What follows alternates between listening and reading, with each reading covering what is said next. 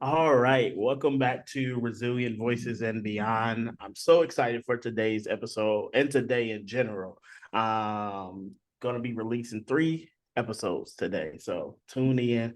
Um, it's not going to mess up the episodes because I plan on still talking as usual. We gonna have them, so I can't promise that they will be short episodes or long episodes. We just gonna have these conversations, as usual, present some unique information and stories and journeys, and hopefully you can relate or take something from it or learn something from it. But without further ado, I always get on here and I let you guys know how grateful, how thankful that I am. I truly appreciate the comments, the rates, the reviews that you guys leave me. It helps me continue to go forward. It helps me to continue to push forward. There are days where I'm not, positive Mike, I'm having a little low moments, and seeing those things remind me why I'm here, what I'm doing, and help me continue on this journey. But also, you guys just don't do that for me. Some of you guys have reached out to the guests that I've had on here, supporting their businesses, supporting their books, supporting them as individuals, and I truly appreciate that because that's why I built this platform. That's what this is here for. It's not just here for me. It's not just here for one individual altogether. It's here to be able to bring us together, have these conversations, us to learn together, us to grow together, and whatever else comes from it, we here for it. With that being said, if you have stumbled across season 3 and you just don't, you like, who is this talking? I don't even understand. What's he talking about? I just popped on Apple Podcasts and this was the first one that popped up. That's actually really great if this is the first one that pops up. But my name is Michael D. Davis Thomas, aka MDDT Speaks. I spent approximately 11 years in the Michigan child welfare system, half of that being on the juvenile justice side. There was a period where I was a dual ward, again, being completely foster care. Aged out of foster care, did extended foster care in my state. When I aged out of foster care the first time, I started to work within the child welfare space, started out doing youth care work, mentoring, peer support, doing case management, program development, working with policies and procedures, advocacy, consulting with legislators, and more. So I've had my toe dipped in pretty much every different sector of this space, which is why I'm here talking to you. So you just don't know this random person just out here talking out the side of his neck. I've had some experience, professional and lived, and that's why I'm here today. But you guys ain't here for me. As much as I would love to talk, we can, toss the ball back and forth. You guys are here for my guests. So without further ado, I'm gonna have her introduce herself. Thank you, Michael. I actually feel like that was a perfect transition because I'm also in the space I'm in because of my personal experience. So again, my name's Samantha Siers. I'm an Indigenous Hispanic mother of 2. I had my first child when I was 19 years old and had to navigate resources and the challenges that came with motherhood so young. So having to interface with Medicaid and WIC and SNAP and realizing how difficult these systems were to navigate. The applications in themselves are scary, so long. It's information I've never had to provide before. And realize that there was just a lack of humanity in these systems because you were being interviewed in a way that established a foundation of undeservingness. And so I immediately wanted to go into a role that was giving based. Now, initially, when I had my bachelor's, that was through education, and I taught for 4 years. First was placed in my internship in a very white, affluent neighborhood, stayed there for about a year, knew it wasn't the place for me. I couldn't have impact there because I knew the students were going to be okay without me. I knew the neighborhood would be okay without me. They're well served. Parents were dropping off supplies every day. Then we ended up moving to Chicago for my husband to come to school here. And I was working for a Title I school in the back of the yards community, which, if anyone knows about that community, deals with a lot of pollution issues, gang violence, wonderful, wonderful community, but generally low income and deals with a lot of systemic issues. And there I truly found a home. I loved what I did. I was a Title I math and reading coordinator. When our students came to us, they were performing at a second or third grade level. Our whole mission is that within 3 years, not only are we going to serve the students academically, but social, emotional, and behaviorally as well. And so by the time our students graduate from 8th grade, they're performing at an 8th grade level or above. Many of them go on to go to college prep high schools. And we support them all throughout their high school journey to college and beyond. Love the work. It was first there that I saw how education could be so transformational to the lives of the students that we served. But I wanted to do more. I wanted to do more beyond just serving the primarily academic need of the students, which is kind of what I was limited to as an educator. But I've remained connected to the school. I'm now the board chair of that school, have been for a year. I've been on the board for about 4 years total since I've left that teaching position and went back to get a master's. So originally thought I was going to get a master's in administration, but thankfully a better path presented itself to me, and that was a master's in social work. I am graduating in June of 2024. Super excited. My graduation date is coming. And right now I'm just balancing a lot of things. I'm a part-time student because I have 2 children, my second of which was born in my my second year of my master's program. So part-time student, I work full-time for a national nonprofit called Lift. We do economic mobility coaching for predominantly single mothers of color. Love that organization, hoping to further my work within that organization once I have my MSW. And on top of that, like I mentioned, I'm the board chair for San Miguel School. And then over the summer, I was also selected as a 2023-2024 Obama Scholar through the Obama Foundation. And that has been completely transformational for me to go from teenage motherhood, not knowing what the hell I was doing, super scared, and now being trusted by the Obama Foundation and my resume being selected by Barack Obama himself to then go and work in this field of mothers of color and try to empower them and support them as they navigate the same kind of journey that I've had to navigate of balancing parenthood with work, with school, and all the other demands of life. It is a lot. And I feel very honored and very privileged. And I don't take any of those privileges lightly, which, Michael, I know you and I have been talking about this, that we feel so blessed to be a vessel for change. And we want to push that change beyond ourselves and bring the communities we serve along with us in that journey. So that's what I'm hoping to do for the remainder of my fellowship and beyond with the Obama Foundation. Definitely. Well, thank you so much, because you kind of ironed out what this conversation is going to be about. And I'm gonna kind of break down a little bit of what you've told us, and if you don't mind, go a little bit deeper. Yeah. So my first initial question is always kind of doing a deep dive and building a timeline. And I'm gonna say, let's build this timeline to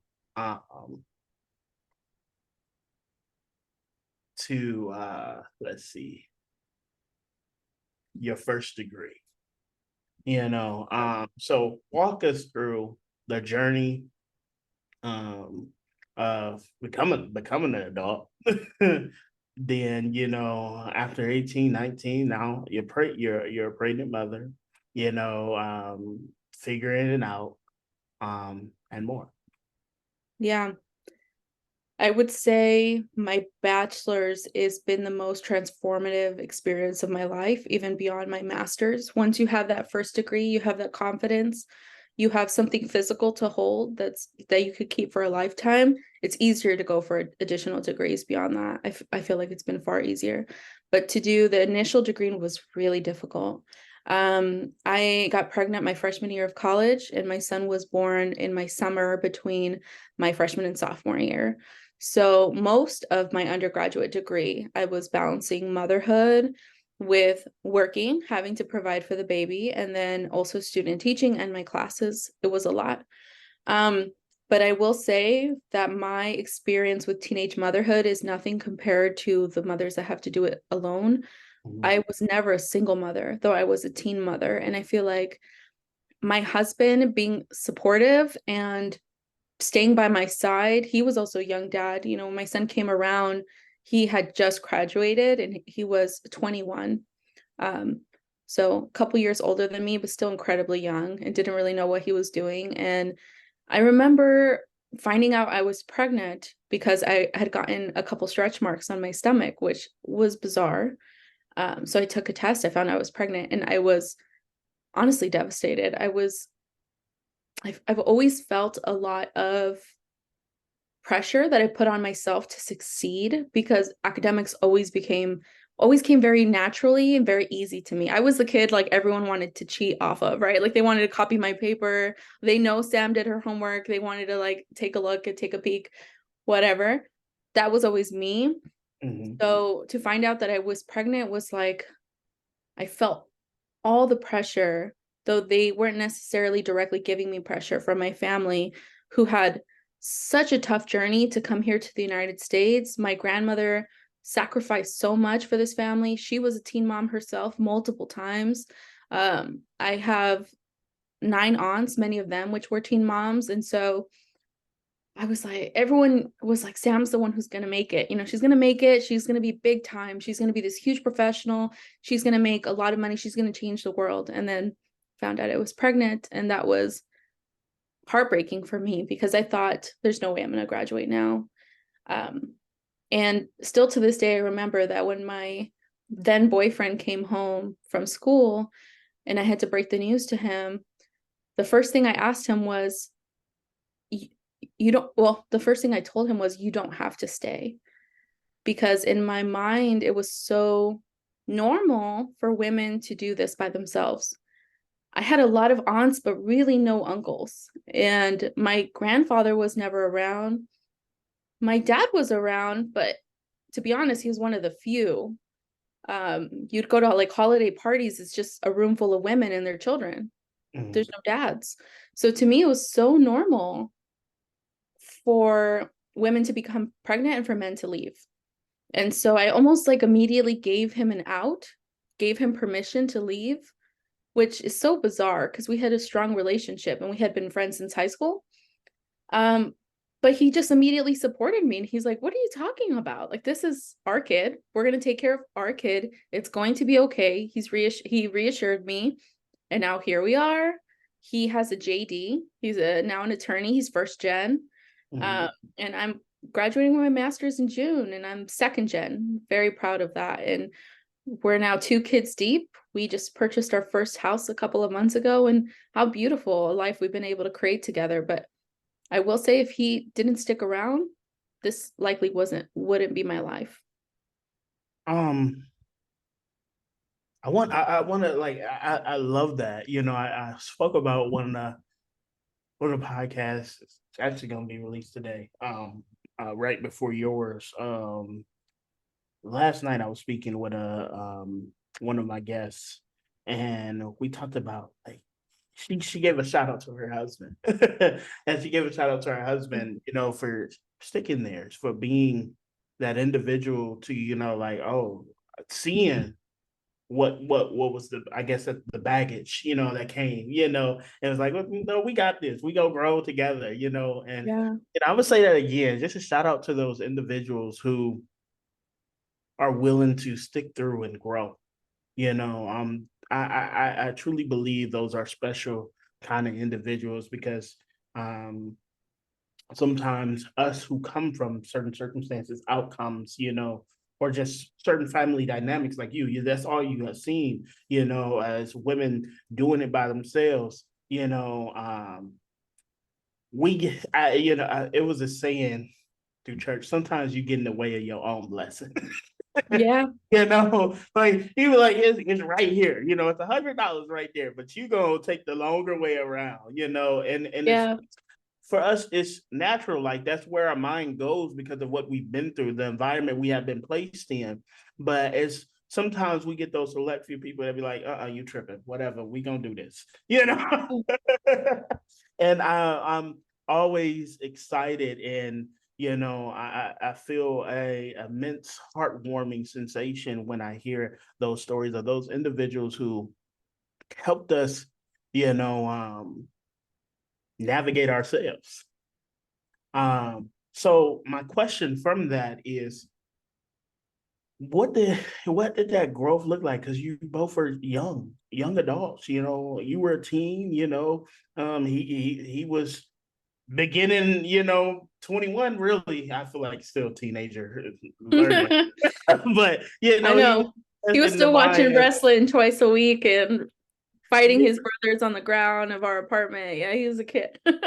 So like you guys grew a lot in that time, and almost it had to be a fast kind of growth too, because the baby was coming.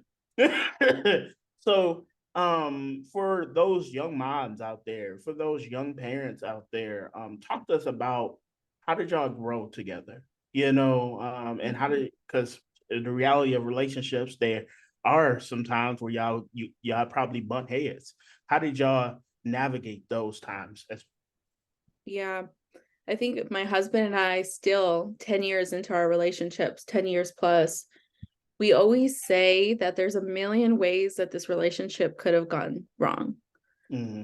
We weren't dating that long when we found out baby was coming. And even though we were friends for many, many years, we didn't truly know each other and know ourselves when we became parents.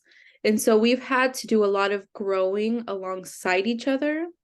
And honestly, there's a fair bit of luck that you and your partner, for as many years as we've been together, grow in the same direction. We have seen a lot of our friends who also started relationships really young kind of grow apart, whether that be over like ideology or just effort, general effort put into the relationship. Chris and I are so fortunate. That's my husband, Chris. Our ideals have just further and further aligned. And I think at the root of that has been our interest and passion and like commitment to our family first and foremost, but also to social justice. That's really bonded us. Me and my husband, we've had to take turns working and take turns getting our degrees so that someone was always providing for our son. And so when I was finishing my bachelor's, there was people urging him to go apply for law school and just get it done. And Sam will take care of the baby. Don't worry about it. There was no thought to my degree, just my husband's. And he was really adamant that, no, we're going to do this together. So he worked in insurance until I finished my bachelor's, and he was taking care of us financially so I could finish school.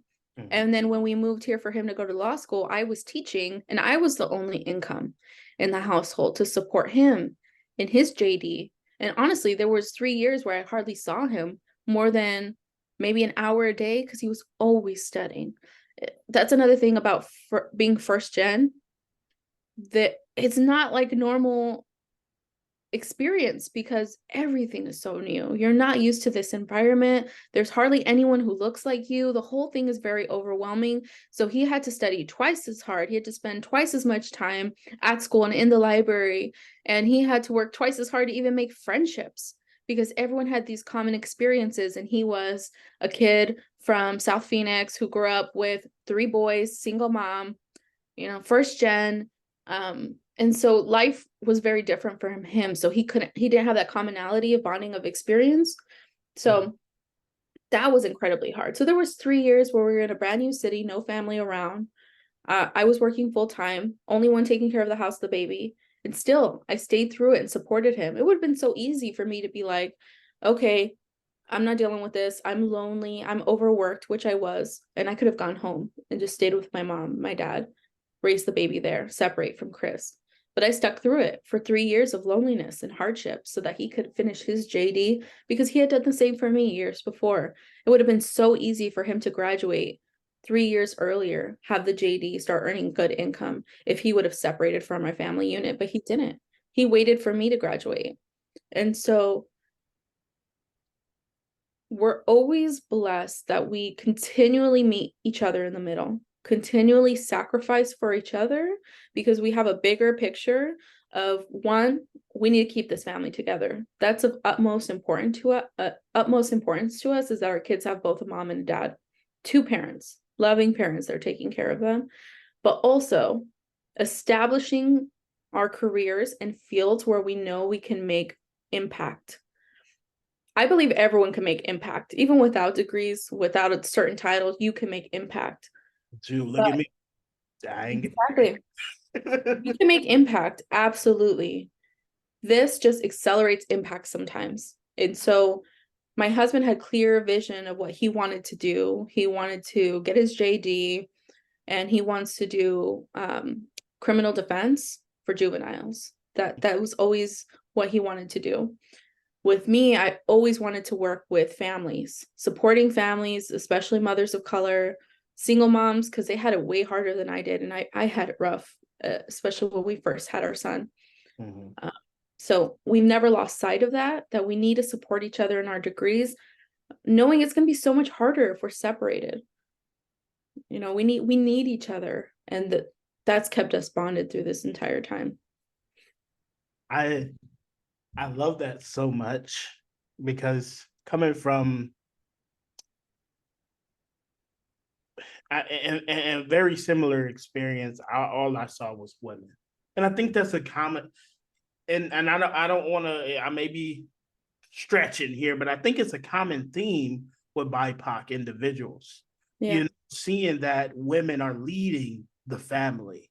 You Yeah. know, and no fault, because I know there are some fathers who are there, some fathers that do say, but for my experience, you know, my dad was gone. He was when he was there. We all know there was abuse in this, that, and the third. But when he was gone, it was a vacancy, and I had uncles, but my uncle stayed in other states and different things like that. So the relationship with my uncles haven't really built into my adulthood, to be honest, Yeah. and experiencing them because they were states away, dealing with their own issues. But I didn't know of them as I was growing into my manhood. Most of Yeah. my manhood, childhood, and trying to learn those different things was in the system. So I see it as a common theme Yeah. with, with that. And I want to circle to a different space here. What did self-care and mental health look like? Because as you said, you and your husband kind of switched off, you Mhm. know, and there were times where I don't know, maybe situational depression came in because you're like, he tripping. Yeah. We got to figure something else out, you know. But that's just life. We all are human. But before I get to that, I just want to say, I truly like what you guys did because I coming from a family where I've seen divorce, where I've seen, single mothers. Um, I commend those who are in relationship that truly, embody that in sickness and in health, and not just in the aspect of sickness and the health, but that enduring. I Yeah. believe all relationships, whether it's a friendship, partnership, marriage, whatever, there's going to be some enduring. And I'm not saying that people should be out here enduring the toxic, abusive relationships. I'm not Yeah. saying that, but I'm saying that any relationship, whether it's a friendship, a partnership, or a marriage, there's going to be tests on that relationship. And it's going to determine whether you're willing to stick in the line or you like, no, this is my point here. This is where I'm done at. And I don't think anyone is wrong, but you learn something about yourself either way, you Yeah. know. But I haven't seen a lot of relationships where people are willing to, you know, invest in your growth as much as they want you to invest in their growth. Yeah. So, Yeah.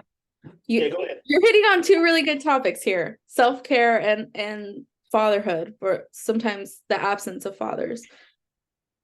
I will say Getting my bachelor's in history was also really transformative. And coming back to my bachelor's feeling like such a turning point.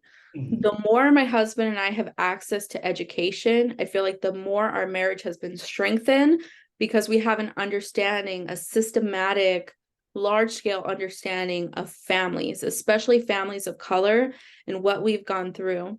So, like you were saying, there was a time where you could not separate from your partner, especially women. We could never initiate that.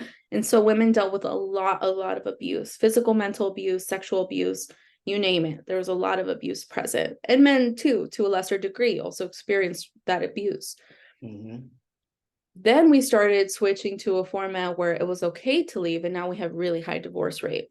Mhm. I think at the root cause of this and why we see it so abundantly with Black and Brown communities, we have to have a conversation about how our families have been intentionally through the law at times pulled apart. Mhm. We're talking about mass deportation of Brown families, Brown dads especially, mass incarceration of predominantly Black dads. We have to talk about slavery, families being sold to different owners, pulled apart. That's Black families. And this is still happening to this day, where we're having incarcerated fathers, deported fathers, drugs targeted in Black and Brown communities that also separates fathers from the family unit. So this isn't consequential or that Black and Brown dads care less or don't want to be with their families. They want to be with their families just as much as anybody else does. They love their families. They're bonded by blood to their children. There's an innate bond and desire to be together, even between fathers and children. But this has been continually attacked. Native families, I'm half indigenous, forced removal from their lands, boarding schools where we literally took children away from their families. And we expect us to have healthy families after all of this. Internment camps, we did the same to Japanese families where they were pulled apart and moved around, shuffled around. And then we expect our families to be healthy. It almost doesn't make sense. It doesn't make sense. So I had in my MSW program, one of my first professors was a Black woman talking about when we have the conversation about absent fathers, we look to the Black and Brown community and say those dads are the problem.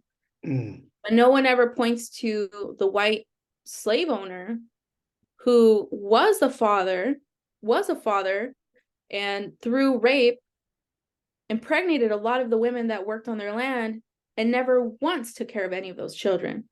Didn't even pass on the name to any of those children. That is one of the first examples we have of an absent father is a white slave owner, but we never point to them as being absent fathers. We only point to Black and Brown, predominantly those dads, and say, look at them not taking care of their families. So there's a lot of history behind that. It's incredibly sad, but I also feel like that's given me more empathy and passion for the women that I serve to have to deal with single motherhood. That's incredibly difficult.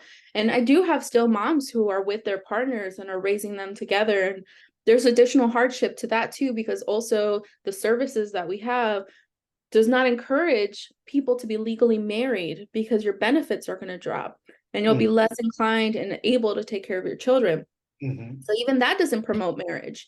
And so these are the conversations we need to be having rather than pointing fingers to the dads and saying, well, you don't want to be there. You don't take care of your kids. There's definitely some dads who may be that way. But I think first and foremost, we do not support fatherhood in this country as much as we don't support parents in general. I'm over here sipping my tea because you kind of got me there where it's our like to receive food assistance. You Yeah. know, like to receive wit. Some of these different things are like, okay, we need it. Like you better off as a single mom. Yep. To get to for some shelters.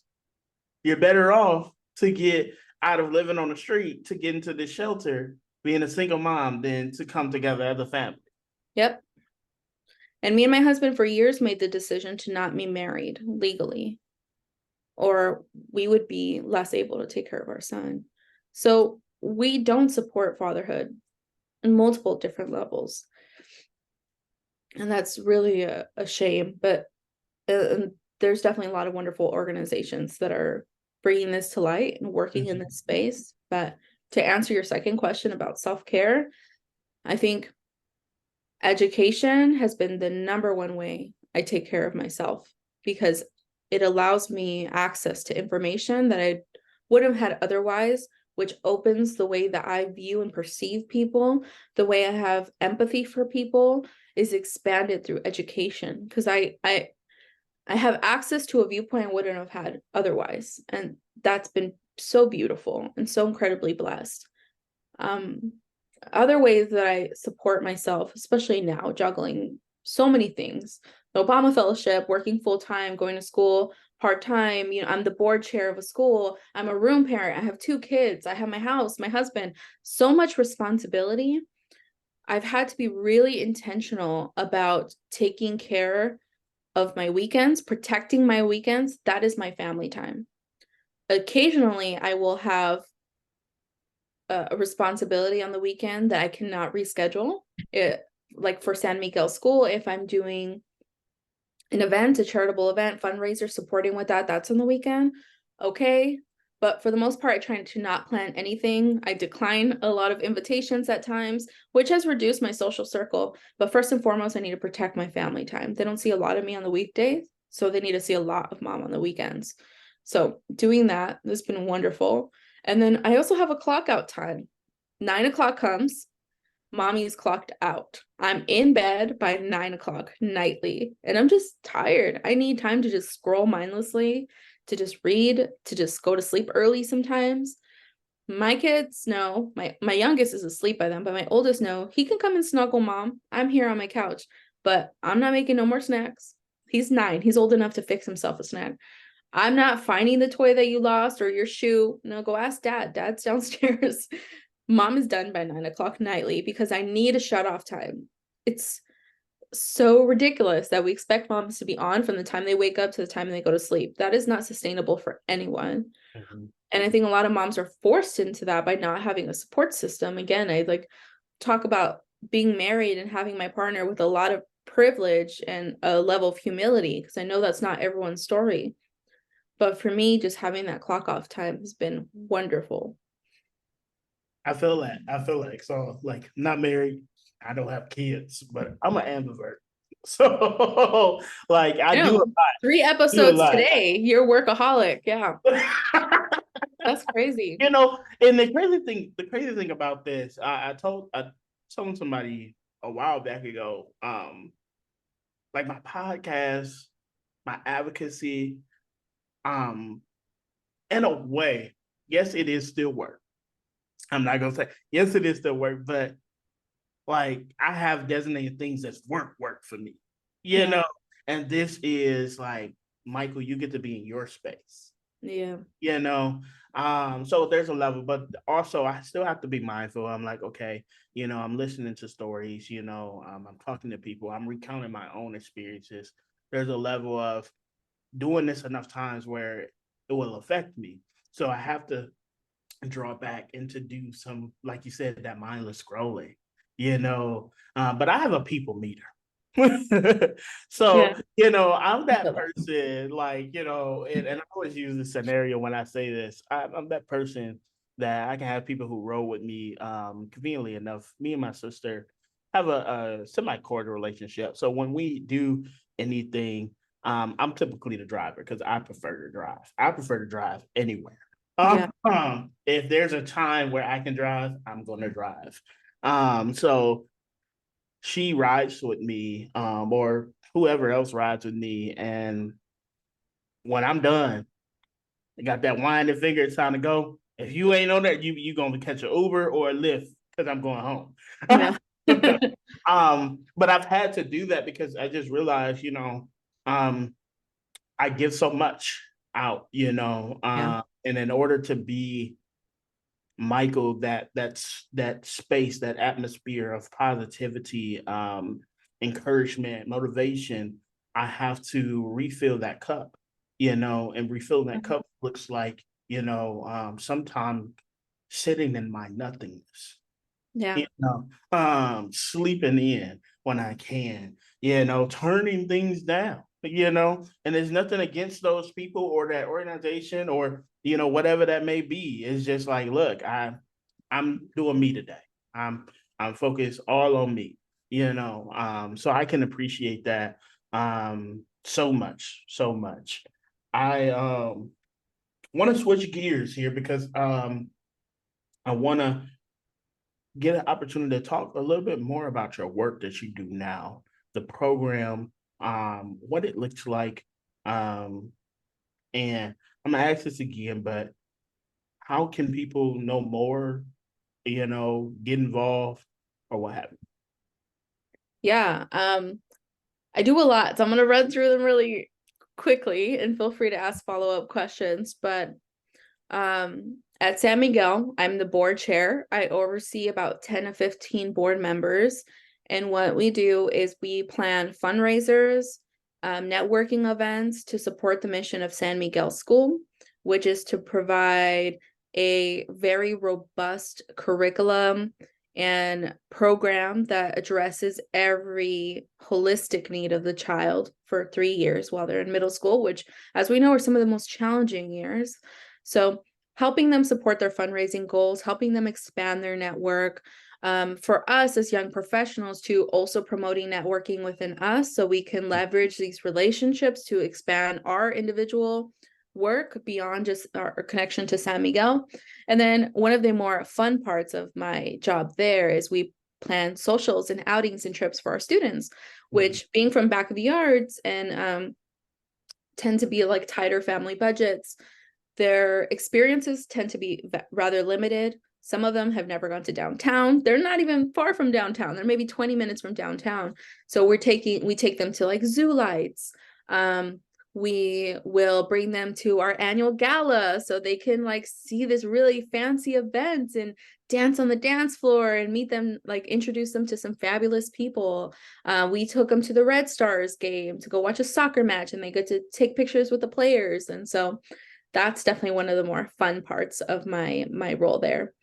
Then at Lift, the economic mobility coaching is a good chunk of what I do. My official title is Program and Operations Coordinator. That's a role I just started in the last few months. Prior to that, I was a coach. So I've continued coaching the members I had previously and expanded my work. I own all of the screening of potential new members, do the parent coach matching. I support with our fundraising, help pull the reports, cultivate relationships with potential donors. I support our board members and help deepen those relationships as well and their investment in our mission. I'm leaning into some policy advocacy work, member voice work. Something I find so beautiful about what we do at Lyft is we are incredibly diverse staff. Our CEO is a Black woman. If you look at our like staff page, I would say we're like close to definitely a majority people of color, but maybe even 80%, which is incredibly diverse for an organization that's national like we are, and a lot of women. Then we're very intentional about uplifting the people that we serve to bring them into roles within our organization. And also, if we're doing lobbying, for example, if we're going to go talk to the governor, we will invite our members to come join us and we pay them for their time. I feel like so many organizations get this wrong, where they ask a lot of the population that we serve, but don't financially compensate them for their time. You will never find a CEO or a published author that will go to things for free, but you expect these communities with limited funds to do all of this for free. So Lyft pays them and pays them generously for their time to come to speaking engagements and to advocate and to lobby and, just to uplift their voices, because those are the voices that need to be heard the most with the lived experience. So love what I do there, hoping to just continue to grow within that organization. Then the fellowship, so exciting. It's a really, really competitive program. You have to be in your last year of your master's program There's a Columbia cohort and a U Chicago cohort. I'm part of the U Chicago. So they select 6 students from the School of Social Work, 6 from Public Policy, 6 from Business. All of us need to have a proven track record of social impact work. So when I applied, I was like, oh, I'm not getting in. You know, some of the people that apply are already like published authors. They founded nonprofits, you know, whatever have you. Like they're really far along in their careers. To me, I've held several manager roles, several supervisor roles, but not within social work. So I was really worried that my application and my passion for this work wasn't going to come across. And I had several friends who applied who didn't get in, but thankfully they saw something in me that was worth investing in. We were told that Obama himself read through our resumes and hand selected us. And being part of this program, it's a year-long experience where we do a lot of networking. So I get to be in the room with other like nonprofit leaders. It's incredible. I never had opportunities like that before. We have weekly workshops and talks from academia, like people that are a major deal in whatever, you know, research area they have. Government officials get invited to like special events. We do a lot of like round talk table discussions, but the main part of that is that we have to propose a project that we will lead, that we have to submit a well thought out plan and project to the Obama Foundation that needs to get approved before we graduate. That project has to be within social impact, and Obama specifically has an interest in serving the South and West sides of Chicago. So when I applied to the program, I wanted to do a resource database, but I realized very quickly I was actually thinking too small. So with it, one of the benefits of being within an organization is that we have just more resources. So Lyft is going to be publishing a site this year, within this year, maybe early next year, where it's going to be a member-facing resource database where they can individually search through resources and apply themselves. And what we're trying to do is intentionally stop the resource gatekeeping that we have in the social work arena. So if you have like a member who is a domestic violence victim, they have to then tell their coach or their social worker that they were domestic violence victim, and at times share the extent of that violence. They're re-traumatizing them just so they can apply to a grant for like $500. This resource database makes it so that we in some way cut out the coach from their ability to interface with these resources and apply. However, they still have the coach support if they need assistance. So, hey, I completed this application. Can you look over it and help me edit it, help me clean it up? But that's completely member-led now. It's not required. And so that's something that we're trying to move away from. So that's the idea I already pitched. That's going to be done by like April at the latest. So now I'm thinking bigger. Another pressing need that we have at Live Chicago is a need for transportation with our members. So I'm going to be overseeing a project with CarMax. And what CarMax has promised to do for us is that they're going to be providing workshops for potential car owners amongst our members. And they're going to help them through the loan process, help them weigh out their options. They're going to give them seed money too for a car. So really excited that I'll be able to hopefully have 2 projects done by my graduation date. That's amazing. That's truly amazing. And I admire your dedication and commitment to impacting and changing lives. Which brings to the quote that you chose for today. And let me pull it up so I can read it because my mind. Y'all probably be back there talking about me in the audience and everything. Be like, I don't know. He only 26 and he can't remember stuff.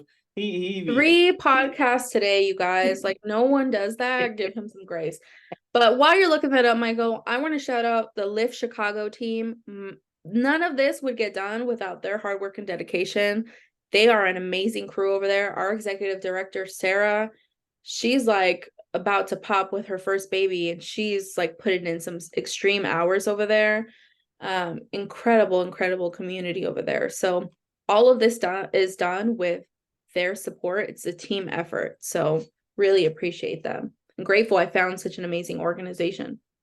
Definitely so much. Shout out to each and every one of you guys out there.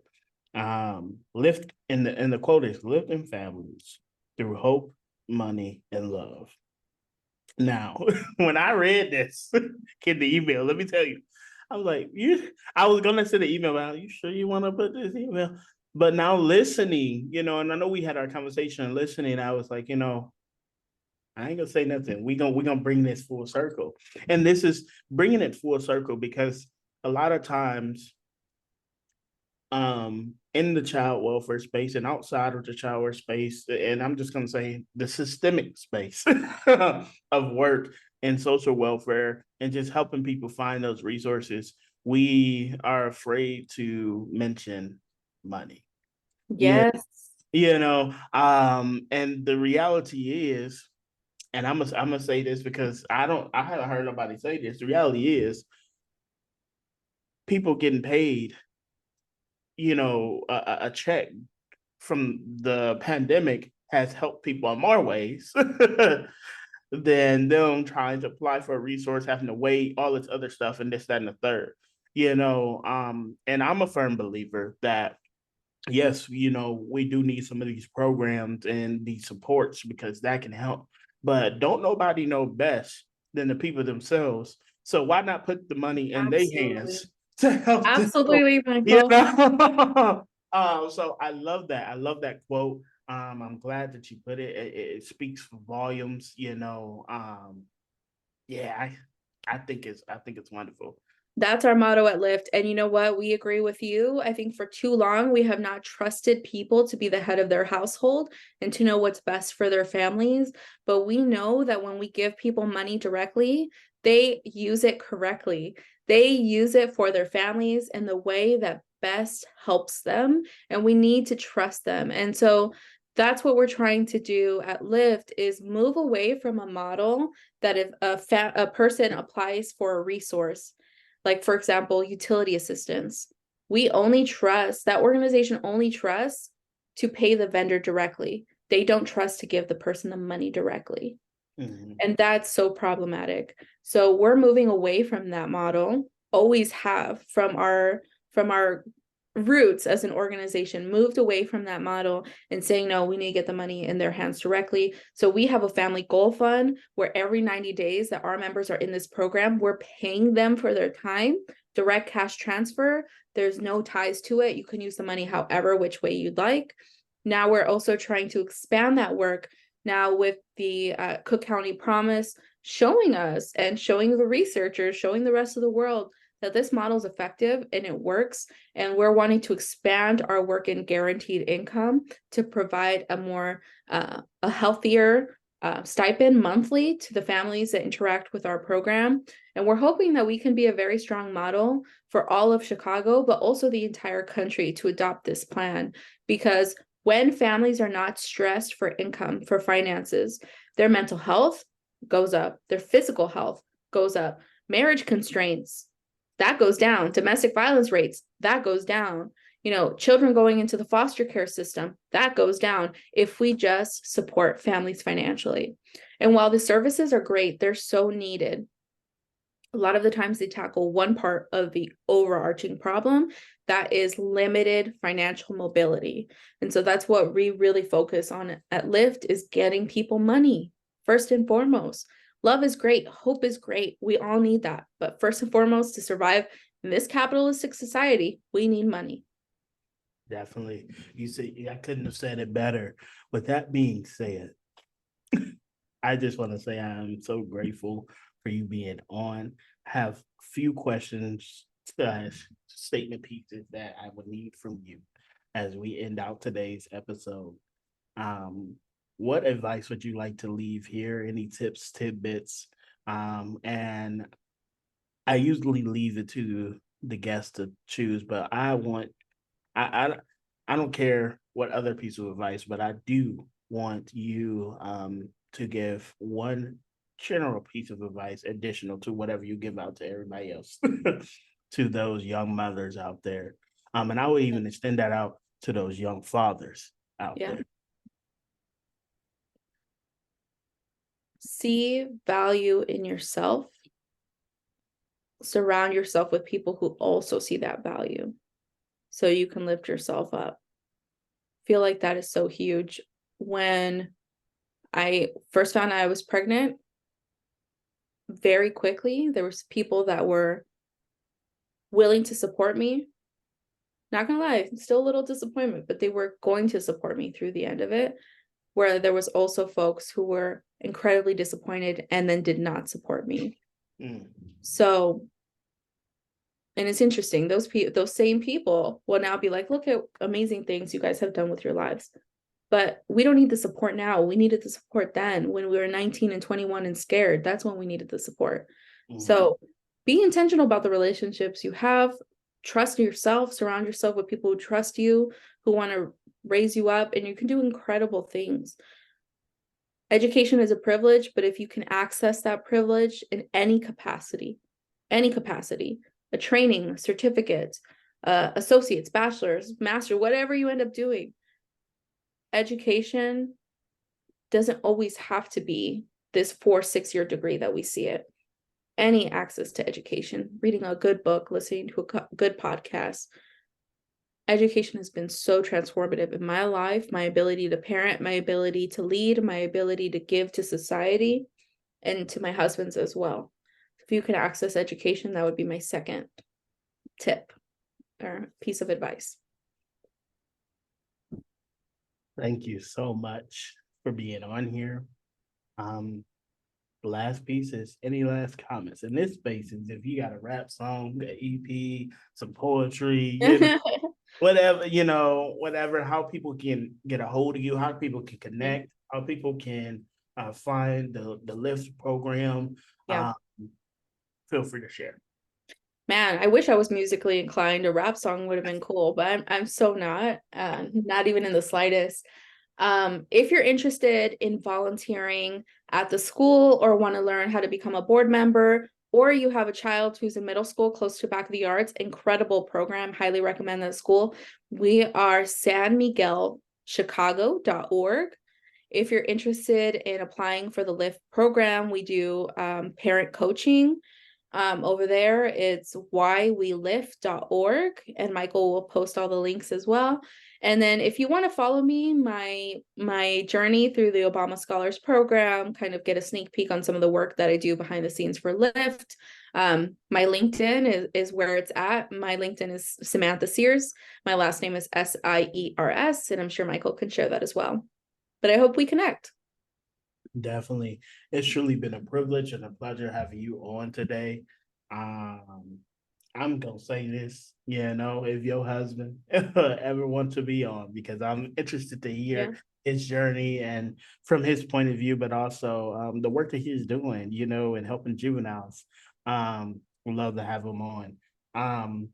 But as we close today, season 3, episode 21, man, we're chugging along, guys, and I hope you guys are intentionally listening to each episode, because I promise you, it's some gems for everybody and each and every one. But I would be remiss if I didn't exit saying my piece. One, I want to say we talked about a couple of different things on here that could be triggering. As I'm saying this, I realized I forgot this in my last episode. Let this roll over to this one. Please, whenever you're listening to this, you take some time after listening to this, get back to baseline, practice some mindfulness exercises, before you take that energy into a different space. I realized that in doing these, I am not trying to trigger somebody and them have a panic attack or anything, but it's all about education. Educating you all on the ins and outs of individuals' adversities, but individuals' wins and victories, in their individual lives and others' lives that they have impacted. I think as we grow into a society that is more adherent to others' feelings and life circumstances, we learn that we are all connected to each other. And by us being connected to each other, we all can learn from one another. And I believe that this is a space where people are learning that we are a part of that village. Our lives are intertwined, and that we all can help each other in one way or another. Um, with that being said, if there's somebody out there that you just faded away from, and you listen to this episode, you're like, man, this made me think about such and such. Check on them, send them a text, DM them. I'm not telling you to text somebody that you fell out for good reason. I'm not telling you to text somebody that's toxic or abusive to you. Please do that at your discretion, but I believe that there's a lot of people suffering in silence, um, whether it may be with depression, suicidal ideation, um, and the whole 9 yards. Um, let's take care of each other. Let's show some love today. Let's show some compassion. So go check on somebody today. Heck, it can be your own kids. It can be your own kids. So, and I will leave that there. But also, we get into the colder months. For some people, well, I'm gonna say this because it been snowing in Texas and California and stuff like that. So for everybody, please, um, be aware of your surroundings, be aware of your health. COVID, influenza, colds are still out there and it's killing people. It is like these viruses are adapting, getting stronger. So please be mindful, carry that hand sanitizer, if you don't have it, that I'm positive in most states. I know that there's some places that are resource deprived, but in most states there are places where you can get PPE gear, for free, hand sanitizer, different things like that. The U.S. Postal System, um, Postal Service is offering free COVID tests, at home COVID tests. If you Google that, there's a link that you can type in to get some sent to you or sent to a shelter that you're at or what have you on behalf of you. So let's just do our part to take care of each other and support each other. By you taking care of yourself, you're taking care of everybody else. Um, outside of that, guys, I hate to say this, it's so sad, but I need your help. I need your support. Unfortunately, I'm at a place when it comes to the podcast. I really love doing this, but um, I'm not in a position to pour from an empty cup. And I need your support to keep this running. It takes like $74 $0.46 to run my subscriptions to keep this at the quality that it is. And unfortunately, that $74 will be coming out of thin air some months, but lately, unfortunately, it's not there. As I am navigating life challenges, navigating job transitions, and more, so calling out to you guys for your support. You can, I have a direct cash app. I'm actually working on finding a good business bank because as I've been looking, I don't know if y'all have been looking, but as I've been looking, a lot of these banks are being sued, shut down, all this other stuff. So I'm trying to find a good place to be able to have direct stuff go through and everything. But until then, I have a way that you can pay me through Linktree. Also, I have Cash App and I have a GoFundMe for the funds. The fund amount is 2,000.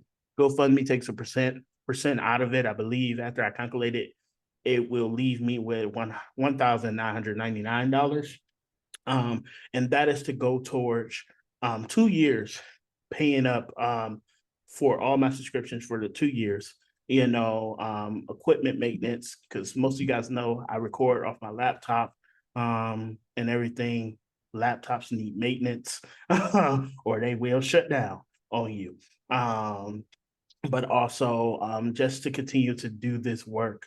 I would like at some point, and it's not calculated in this budget, but at some point, as I am trying to grow kind of like a threefold income model, I'm trying to build my social media so I can get the monetization from that. I'm trying to get all my social media to at least 1,000. All the platforms, YouTube, Instagram, Facebook. And then I'm also trying to find media arts grants. So if any of you guys know anything out there, let me know. Please send them my way. And then also build a donor and sponsor base. So if one fail, I still got, So I'm trying to build this to a place of sustainability. I know that this podcast has changed lives, impacted lives, and I would hate to have to step away, but I have to be realistic when we're talking about self-care. We're talking about, sustainability and security. I have to be realistic and let you guys know that unfortunately, I'm not in that position to continue to pour in as much as I love it, as much as I know the impact about it. I just can't afford it. So, with that being said, this has been season 3, episode 21 of Resilient Voices Podcast. I hope you guys have a good morning, good night, good whenever you listen to this. Talk to you guys soon.